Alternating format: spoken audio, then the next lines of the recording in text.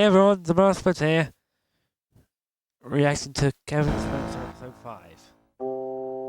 Yeah. Kevin wasn't allowed to smoke in Mr. Franklin's office anymore because he kept burning holes in the couch and trying to set the room on fire. Call me curious, Kevin. That's a good idea. Kevin decided to call him something else. Mr. Franklin didn't like being called names, but he let it go because he didn't like getting hit a whole lot more. Now that's good because not being hit is good. Attaboy, Kevin. Wreck the couch. Were there any experiences in your childhood that made you glad to be Kevin Spencer?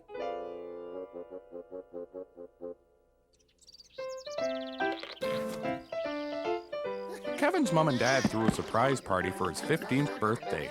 The biggest surprise was that Kevin had already been 15 for 7 months, but because he'd been locked up in juvenile detention, they said it was the first time they could all get together. Kevin had written his parents from solitary asking for some gloves and a crossbow, but instead they decided to give him nothing because they'd spent all their money on Richie Starr's motivational videotapes. The tapes worked because Percy was so motivated, he drank, smoked, and weighed almost 3 times as much as he did since the last time Kevin had seen him. Oh my god, how disgusting. Happy birthday, boy. Have one of Daddy's smokes. Oh, wait, it's my last one. Never mind. Catch you next year. You can have first sip, Kevin. Kevin's dad gave him all the birthday cards he'd received from relatives. We opened them all, but there weren't no money. Honest. Kevin was pretty unhappy, but then he got to thinking that no matter what they got him for his birthday, he would have pawned it to buy smokes and cough syrup anyway, so this just cut out the middleman. Mama wants to dance, boy. Jesus ain't sugar plum. You're the apple of my damn eye, you are. Tell Mama you love her. Come on, Kevin, sweetie. Tell Mama. She holds her booze worse than her mother. Come on, boy. Let's me and you paint this son of a bitch town red. You gotta drive on account of my suspension. Before they left, they stole all of Mom's cigarettes and the $17 she had in her purse. Kevin was pretty excited. He hadn't been out drinking with his dad for almost 2 years because their jail time never coincided.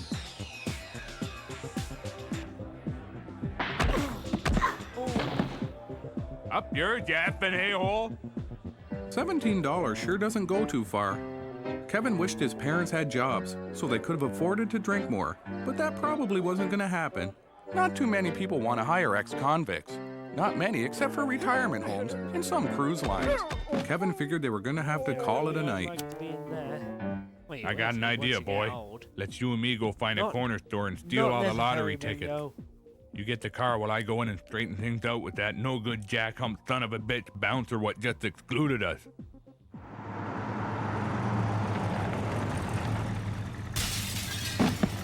Hit it, boy!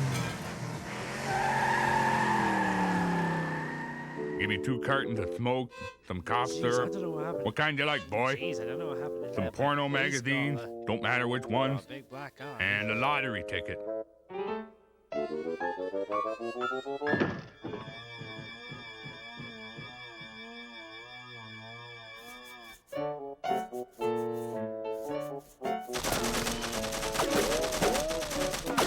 You can't aim worth a damn, boy. Here, you scratch some while I show you how it's done. Here, see if you can't flatten the bastard's tires. I got some scratching to do.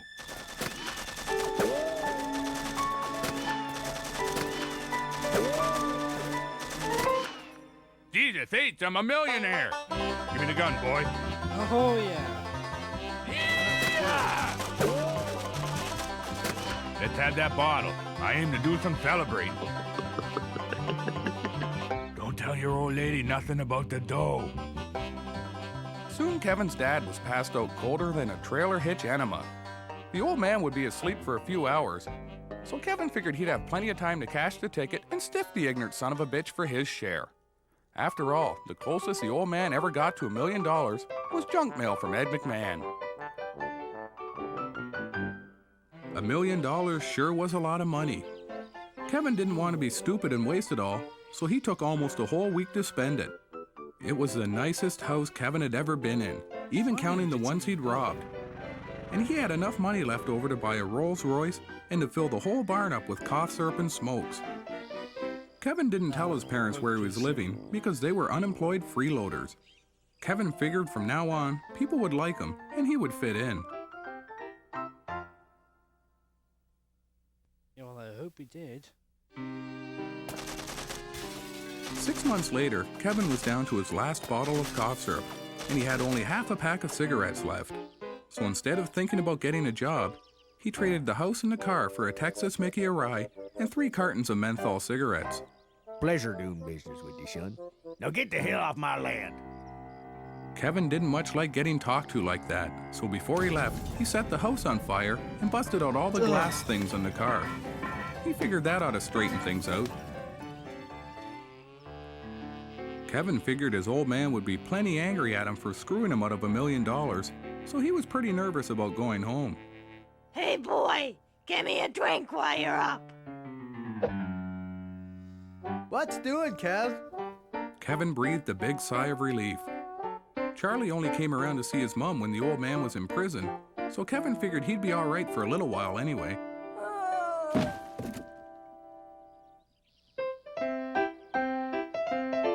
Kevin's parents wanted to get rid of him for a few weeks, so they sent him to the cheapest summer camp they could find. Welcome to 2 Weeks of Hell, losers. This here's Nurse Jenkins. If you get hurt, try and find her. The cabins are over there. And this here's Karen something or other. She's another counselor working on some dorky co-op thing. Hiya, gang. I just know we're gonna have tons of fun and become really great friends. Yeah, whatever. And there's 4 boats by the water. 2 of them sink real easy. I can't remember which 2, but that pretty much clears itself up on its own. And this here's my girlfriend, Wendy. We'll be in our cabin most of the time, so leave us the hell alone. Unless, of course, someone's doing something I can get sued over. Now, go find something to do. Okay, troopers. Let's put our stuff away in the cabins, and then we'll all meet back here for arts and crafts.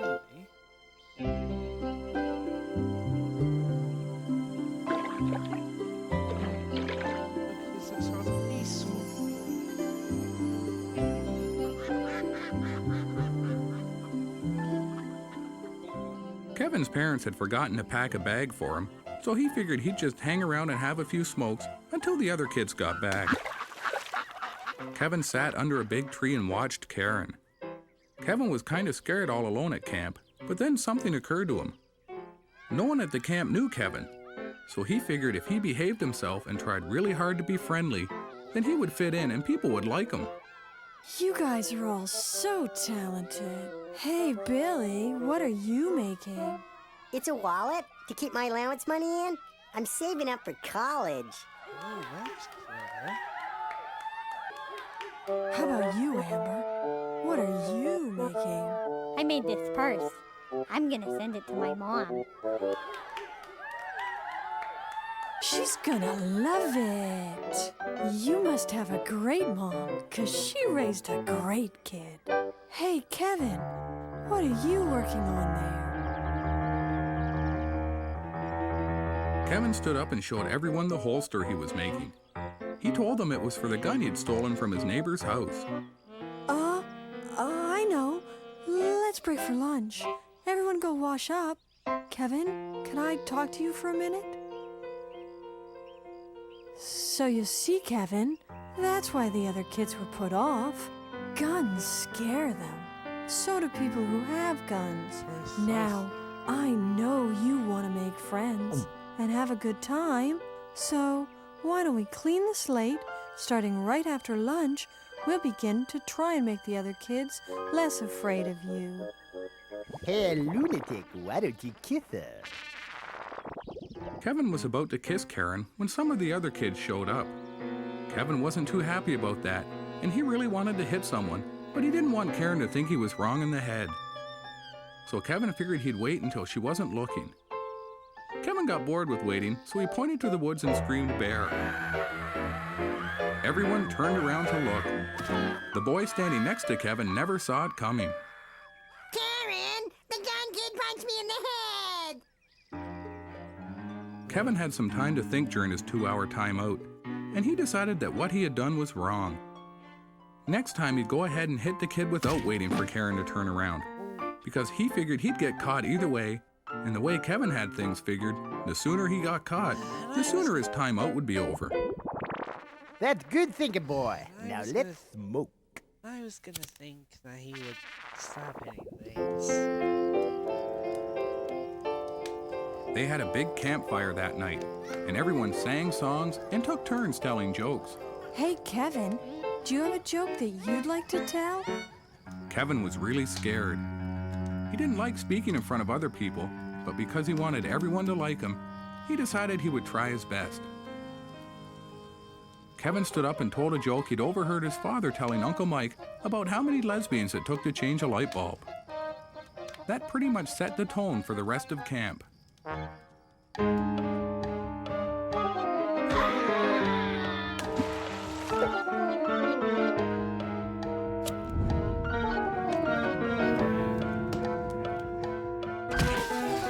is turned into a disaster.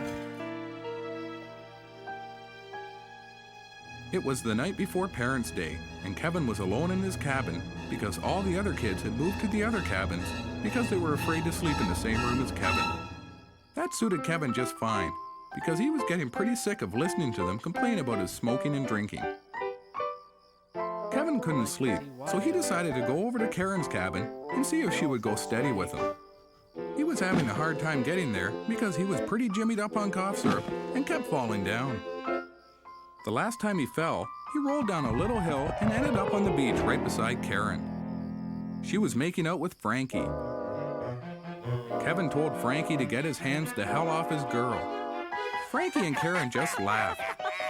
Then Frankie told him to take a hike and called him a useless little freak. Kevin wandered back to his cabin. He was really sad because he'd been sure Karen liked him, and it hurt a whole lot finding out she didn't. So Kevin set her cabin on fire. He figured that ought to straighten things out. He was going to use the fire to light a smoke, but then he realized he was all out. That's what he deserves.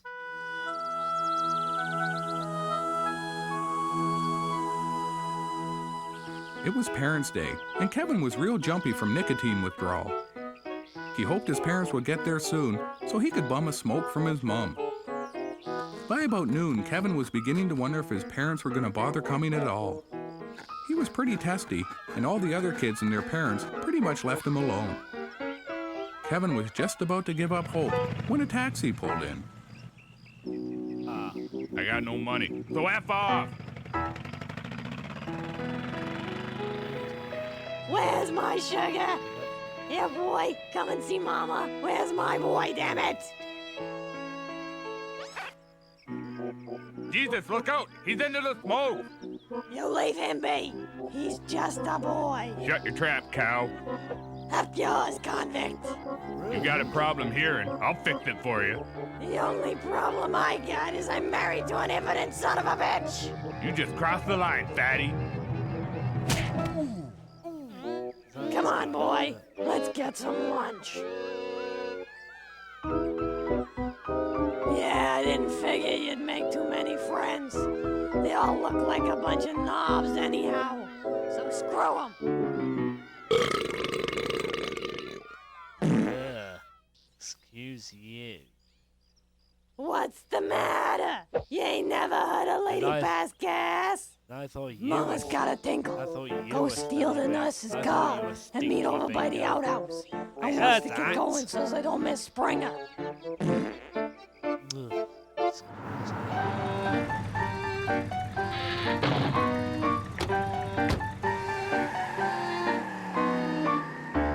Why, Jesus, we forgot about your father.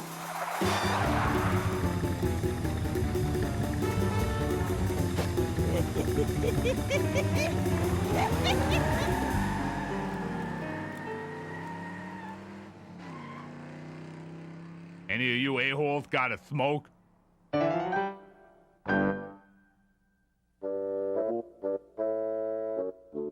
I was going through your files again last night, Kevin. when I stumbled across this marriage certificate. I think your attempt at establishing a nuclear family of your own is extremely relevant in terms of our understanding of the influence your parents' marriage had on your development. I think it would aid our efforts to fix your brain if we dissect the underlying issues of your attempt at holy matrimony. What do you think? Kevin was 16 years old, and he'd just been released from juvenile detention. Kevin was really happy to be free, so he decided to celebrate by getting bent out of shape on cough syrup. He didn't have any money though, but he figured that's what shoplifting was for. It had taken Kevin almost 7 hours to violate his parole. He was pretty proud of himself because that was a record for him. Kevin didn't much feel like going home, so he figured he'd wander around downtown a little bit and maybe break into a store or two. About halfway through filling up a bag full of new releases, Kevin remembered that his mom had pawned the VCR to get a tattoo of David Hasselhoff put on her ass. That meant that Kevin would have to steal a VCR too. That sounded a whole lot like work to him, so Kevin figured he'd just break into the store anytime he wanted to watch a movie.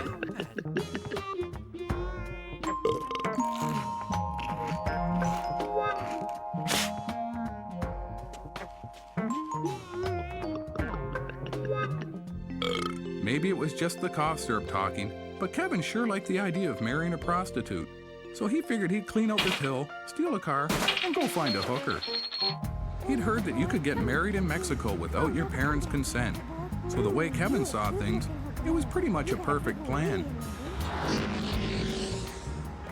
Hurry up, you broken-headed freak. The cops are gonna be looking for the car. Now, how about her? Hey, see, pretty. Come on, just pick one. Marriage was a pretty big step, and Kevin didn't want to rush things. He was almost ready to give up when he saw her. What you in the mood for, lover? Kevin told her he wanted to take her to Mexico and marry her. The hooker wasn't too big on getting hitched, but Mexico sure sounded nice, and she figured Kevin was good for the cash because he'd been able to afford such an expensive car. As hookers go, she wasn't one of the smarter ones.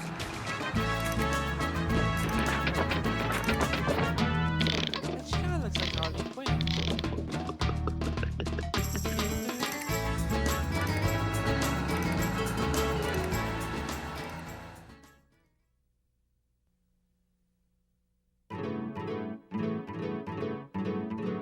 Hey, get up! Kevin! Let's get some tequila and go to the beach, man! Hey, idiot boy! Give me some money! Ain't you ever heard of being a provider? You dumb unemployed son of a bitch! Kevin didn't have much money left, and he wasn't about to share it. So he pretended to be asleep for the next 3 hours until his wife got really bored and angry and left. That was okay by Kevin, because married life hadn't been much fun since he'd come down off the cough syrup.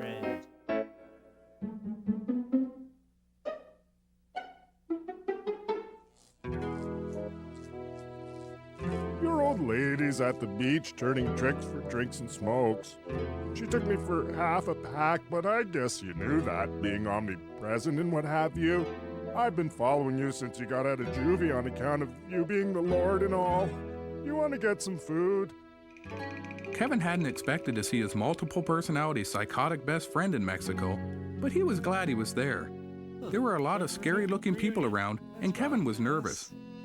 Besides, Pete always had plenty of smokes. Sure, she's nice and all and good-looking too. Not saying that. It's just that, well, I figured you being who you are, you could have gotten just about any girl.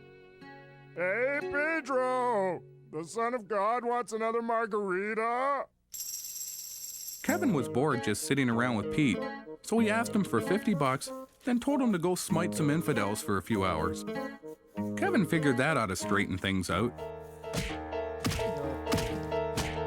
It had been a long time since Kevin had his hands on that kind of money, so he decided to celebrate by getting a big tattoo on his back.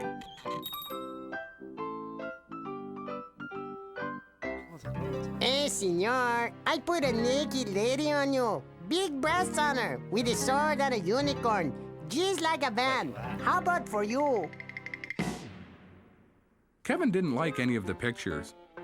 He was about to leave when he spotted a sign on the telephone pole outside of the tattoo parlor.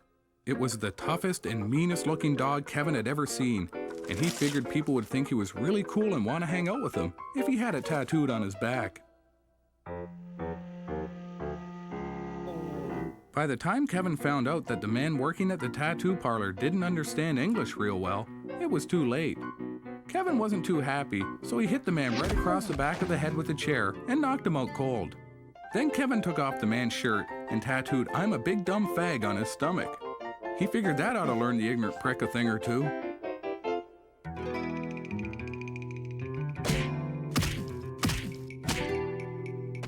Just a minute, boss.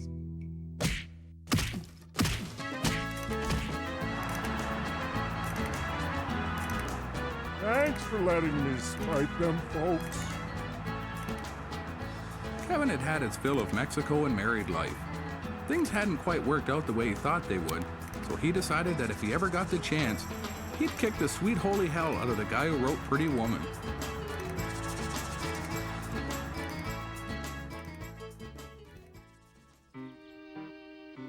Slappy Bigelow had violated his parole and was back in prison.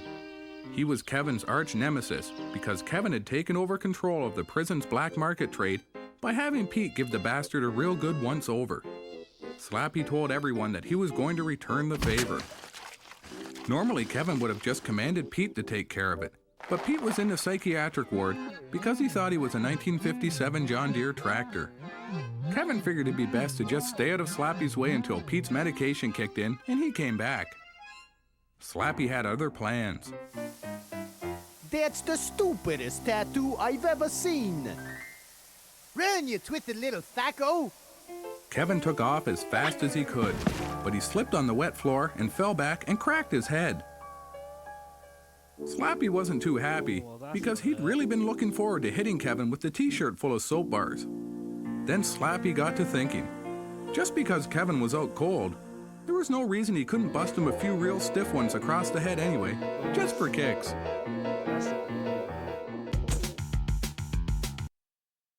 And left on a cliffhanger.